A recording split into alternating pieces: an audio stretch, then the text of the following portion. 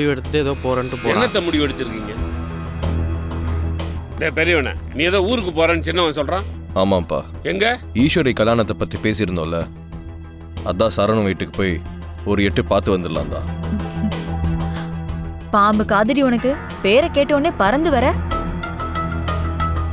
அதான்ப்பா சரணு வீட்டுக்கு போயிட்டு அவங்க வீட்டில் என்ன முடிவில் இருக்காங்க, இல்லை வேற எங்கேயோ பையனை கொடுக்க பேசி வச்சிருக்காங்களான்னு விசாரிச்சுட்டு வந்துடுறேன். என்னப்பா இவ்வளோ ஃபாஸ்டா இருக்க? விட்டா வர்ற முகூர்த்தத்திலே கல்யாணம் பண்ணி முடிச்சிருங்க போல இருக்கு. விடுங்கப்பா, அண்ணன் ஏதோ நினைக்குது, அதை செய்யட்டுமே. அண்ணன் நினைக்கிறானா இல்லை நீ நினைக்கிறியான்னு எனக்கு புரியல. அப்பா,